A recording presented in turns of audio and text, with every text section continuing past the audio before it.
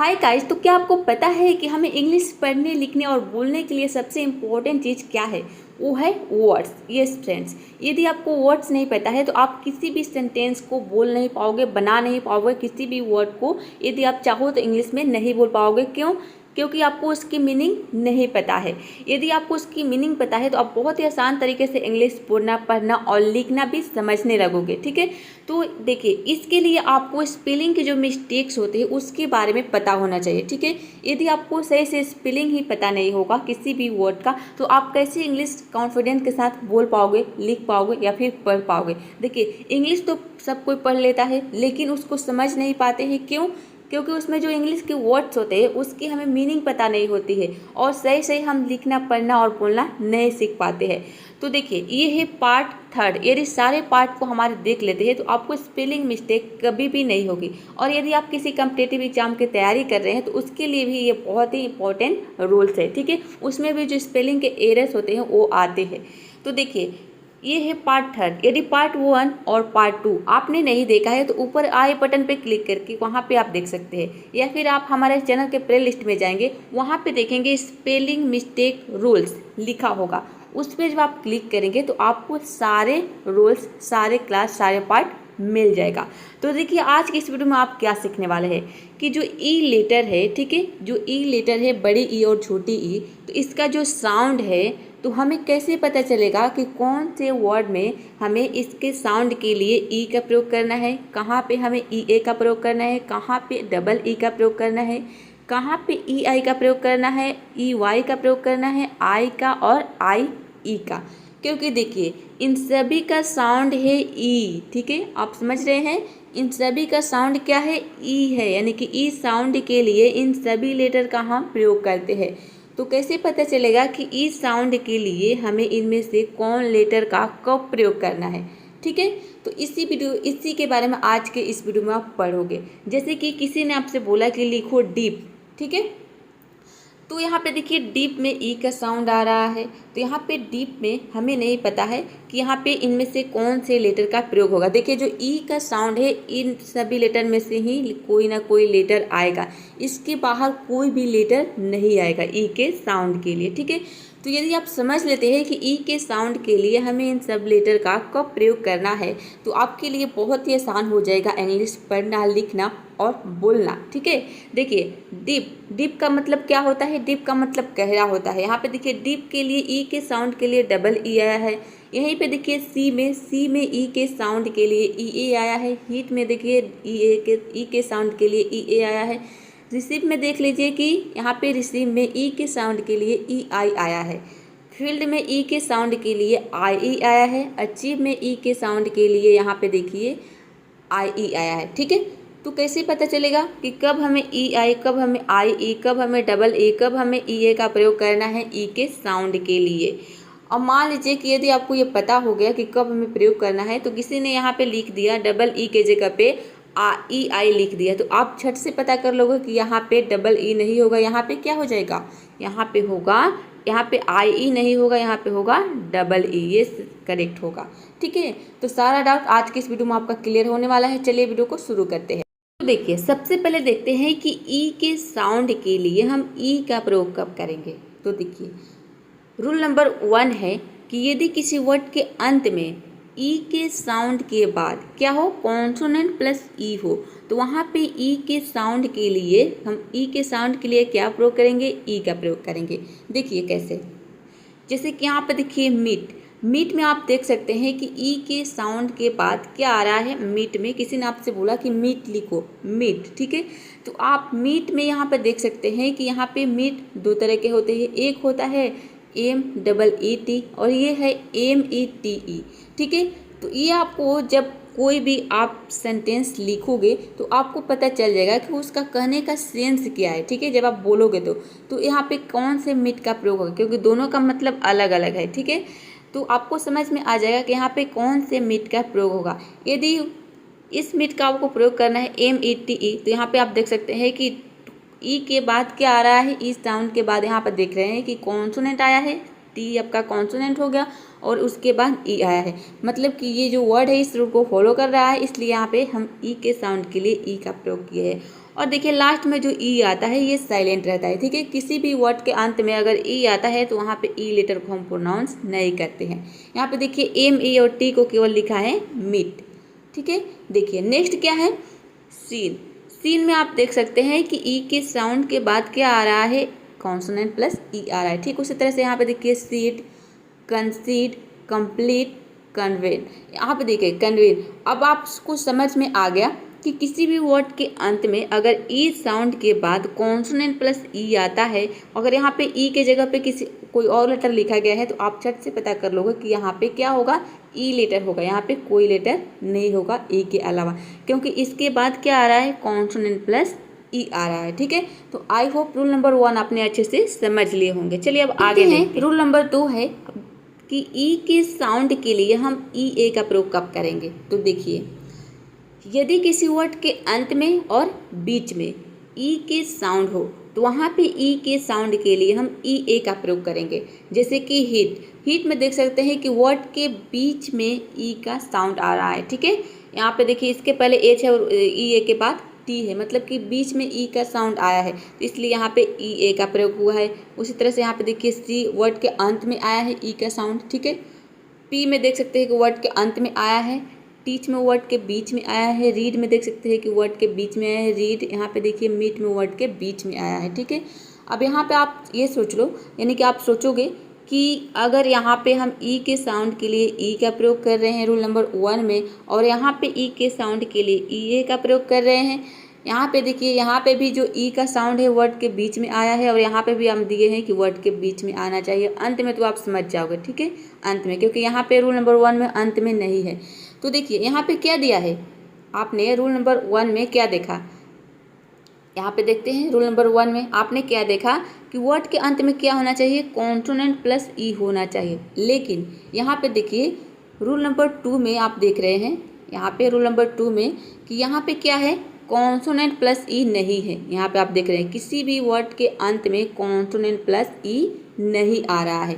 यहाँ पे क्या आ रहा है, केवल ई ए आ रहा है या फिर ई ए, देख सकते हैं डी आया है, सी एच आया है, यहाँ पे देखिए वर्ड के अंत में सी एच आया है, डी आया है, या फिर कुछ भी नहीं आया है। तो हमें रूल 1 का फॉलो करना है। कब ई लिखना है, केवल ई जब वर्ड के अंत में कॉन्सोनेंट प्लस ई हो, ठीक है। और यहाँ पे देखिए वर्ड के अंत में कुछ भी नहीं है, आप देख सकते हैं केवल ई ए है, तो वहाँ पे ई के साउंड के लिए हम क्या प्रयोग करेंगे, ई ए का प्रयोग करेंगे। मैंने आपको बता दिया अच्छे से ताकि आपको कोई कन्फ्यूजन न रह जाए। अब देखिए, अब देखते हैं कि ई के साउंड के लिए हम डबल ई का प्रयोग कब करेंगे।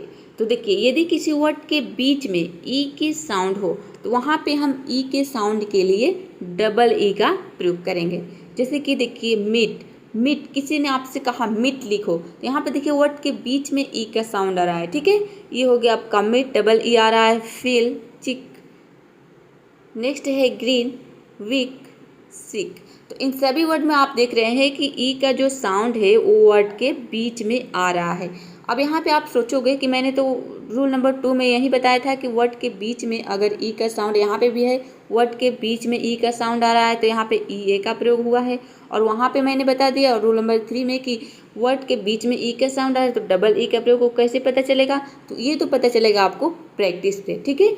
यानी कि जैसे जैसे आप प्रैक्टिस करोगे, आप लिखोगे, तो आपको अपने आप पता चल जाएगा कि यहाँ पे ई ए का प्रयोग होगा या फिर डबल ई का प्रयोग होगा, ठीक है। चलिए अब आगे देखते हैं। नेक्स्ट रूल है कि ई के साउंड के लिए हम ई आई और ई का प्रयोग कब करेंगे, क्योंकि दोनों का साउंड ई है, ठीक है, दोनों को हम प्रयोग करते हैं ई के साउंड के लिए। तो देखिए यदि किसी वर्ड के बीच में, ठीक है, सी के बाद अगर ई का साउंड हो तो वहाँ पे ई के साउंड के लिए हम ई आई का प्रयोग करेंगे। और सी के बाद, और यानी कि ई के साउंड के पहले सी न हो, ठीक है, सी की जगह पे कोई और लेटर हो तो वहाँ पे हम आई ई का प्रयोग करेंगे, ठीक है। देखिए आपने इसके पहले सी के उच्चारण के नियम में आपने क्या देखा, सी को हम कहीं पे क पढ़ते हैं और कहीं पे स पढ़ते हैं। तो सी को हम स कब पढ़ते हैं, जब सी के बाद ई आई वाई इन तीनों लेटर में से अगर कोई भी लेटर आ जाता है तो वहाँ पे सी को जो साउंड देते हैं वो स का साउंड देते हैं। तो यहाँ पे आपको ऐसे समझ जाना है कि यहाँ पे देखिए सी के बाद यहाँ पे कंसीव है, यानी कि स का साउंड आ रहा है, तो स के साउंड कब आएगा, जब सी के बाद ई आएगा। यहाँ पे देख लीजिए ई दिया है, ठीक है, ई आई वाई आएगा, तो यहाँ पे सी के बाद ई आएगा, तो इसीलिए यहाँ पे सी के बाद आपको क्या प्रयोग करना है, ई आई का प्रयोग करना है, ई के बाद आई लगा देना है। और यहाँ पे देखिए फील्ड में सी नहीं आ रहा है, ई आई से पहले सी नहीं आ रहा है, इसलिए यहाँ पे आई ई हो गया। तो इस तरह से आप इसको समझ सकते हैं, ठीक है। हम अक्सर इसमें कन्फ्यूज हो जाते हैं। पहले मैं भी जब पढ़ाई करती थी तो मुझे भी कन्फ्यूजन हो रहा था, लेकिन मैंने इस रूल को लेकर इसको मैंने रिमेंबर कर लिया। कैसे कि हमें पता है कि सी को हम स का प्रोनाउंस करते हैं जब इसके बाद इन तीनों लेटर में से कोई भी लेटर आता है, तो यहाँ पे देखिए सी के बाद ई आएगा, तभी तो इसको हम स प्रोनाउंस करेंगे। तो इसलिए रिसीव में हमें समझ जाना है कि सी के बाद ई आई आ जाएगा, ठीक है, क्योंकि सी को यहाँ पे स प्रोनाउंस कर रहे हैं, इसलिए यहाँ पे पहले ई आएगा उसके बाद आई आएगा। और यहाँ पे देखिए सी है ही नहीं, तो यहाँ पहले आई आया है फिर ई आया है, ठीक है। इस तरह से आप इसको समझ सकते हैं। देखिए रिसीव, यहाँ पे है डिसीव, रिसीट। रिसीव में देख सकते हैं कि जो ई आई जो है ये वर्ड के बीच में आया है और इसके पहले सी है, ठीक है। तो सी के बाद अगर ई आई आता है तो वहाँ पे ई के साउंड के लिए हम, सी के बाद अगर ई का साउंड आता है तो वहाँ पे ई के साउंड के लिए हम ई आई लिखेंगे।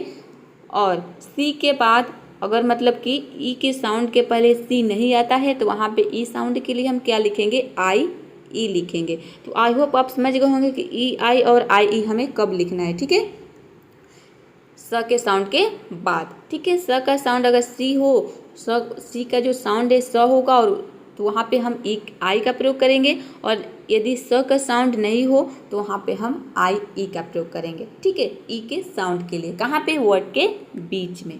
चलिए नेक्स्ट देखते हैं। नेक्स्ट है वर्ड रूल नंबर 5 है कि ई के साउंड के लिए हम ई वाई का प्रयोग कब करेंगे। तो देखिए यदि किसी वर्ड के अंत में ई के साउंड हो तो वहाँ पे ई के साउंड के लिए हम ई वाई का प्रयोग करेंगे। इसके पहले भी मैंने आपको बताया कि किसी भी वर्ड के अंत में या फिर बीच में ई का साउंड हो तो वहाँ पे भी हम ई के साउंड के लिए क्या प्रयोग करेंगे, ई ए का प्रयोग करेंगे। और यहाँ पे हम क्या बोल रहे हैं, ई वाई। तो ये आपको प्रैक्टिस से पता चल जाएगा कि ई वाई का प्रयोग होगा या फिर ई का प्रयोग होगा। देखिए जहाँ पे ई ए का प्रयोग होगा वर्ड के अंत में, वो देखेंगे कि वर्ड छोटा होगा। जैसे कि सी, आपने देखा सी, क्या देखा, एस ई ए सी, सी का मतलब क्या होता है, समुद्र। तो ये आपने क्या देखा, वर्ड के अंत में था एस ई ए, ठीक है, एस ई ए। तो वहाँ पे क्या था कि जो वर्ड है वो बहुत छोटा था, ठीक है।